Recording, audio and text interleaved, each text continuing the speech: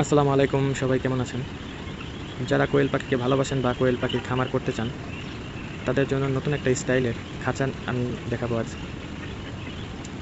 আমার খাঁচাতে দেখতে পাচ্ছেন পুরাতন স্টাইলের আমার কোয়েল পাখির খাঁচাগুলো সেটিং করেছি। পুরাতন স্টাইল বলতে আমরা যেমন দেখে থাকি লেয়ার মুরগির ফার্মগুলো। দেখেন আমার খাঁচাগুলো কেমন সিঁড়ি স্টাইলে দেওয়া হয়েছে। এখন অনেকে বলতে পারেন যে এই স্টাইলটা দেওয়ার কারণ কি? এই স্টাইলটা দেওয়ার মূলত কারণ হচ্ছে টেরেবিহীন।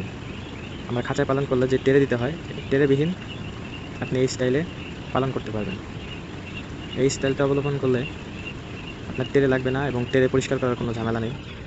দেখেন ওরা খাঁচায় আছে এবং সমস্ত ময়লাটা পড়তেছে নিচে। ওদের যে লিটারটা আছে এটা নিচে পড়তেছে এবং এক জায়গায় পড়তেছে। এখান থেকে আপনি একটা বালতি নিয়ে 2 দিন 3 দিন পর পর একটি বেলচা দিয়ে তুলে নিতে পারেন। এতে টেরে পরিষ্কার করে আবার খাঁচার ভিতরে দেওয়া এই ঝামেলাগুলো থাকে না। যাদের বাড়িতে কোয়েল পাখি আছে একটু বেশি, যারা বাণিজ্যিকভাবে পালন করতেছেন, তারাই শুধু বুঝবেন যে কোয়েল পাখির ট্রেগুলো পরিষ্কার করা কতটুকু ঝামেলার কাজ। এবং অনেক সময় কোয়েল পাখি নিচ থেকে উপরের ট্রের থেকে ময়লাগুলো খেয়ে থাকে। এই স্টাইলে কোনো ময়লা খাবে না তারা।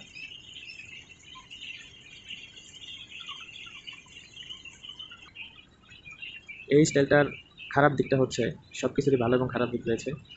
এই স্টাইলটার খারাপ দিক হচ্ছে এটা জায়গা লাগে বেশি। যাদের জায়গা নিয়ে প্রবলেম নাই, শেডটা একটু বড়, তাদের জন্য এই স্টাইলটা পারফেক্ট হবে। দেখেন ময়লা থেকে পাখিগুলো অনেক উঁচুতে, অনেক উঁচুতে,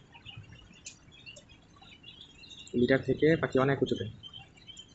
এ থেকে পাখির গ্যাস লাগতেছে কম, ময়লা থেকে যে গ্যাস হয়ে থাকে ওইটা লাগতেছে কম। আমি যদি চাই কিছুদিন একটু বেশি দিন পরে পরিষ্কার করবো তাও পারবো।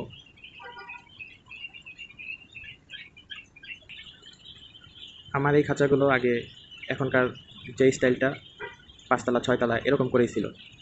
পরবর্তীতে আমি ফার্ম চেঞ্জ করার পরে এখানে এই স্টাইলটা করেছি, এরকম সিঁড়ি স্টাইল। একদিক দিয়ে উঠে গেছে, অপর দিক দিয়ে আবার নেমে গেছে সিঁড়ি স্টাইলটা।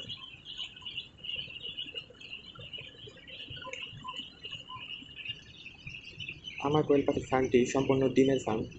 আমি পাখিও বিক্রি করি না, বাচ্চাও বিক্রি করি না। কিন্তু যদি কোনো ভাই কিছু জানার থাকে কোয়েল পাখি সম্পর্কে বা এই খাঁচা সম্পর্কে, অবশ্যই নিচে কমেন্টে জানিয়ে দেবে। আপনারা কমেন্ট করবেন, শেয়ার করবেন এবং লাইক করবেন। আসসালামু আলাইকুম।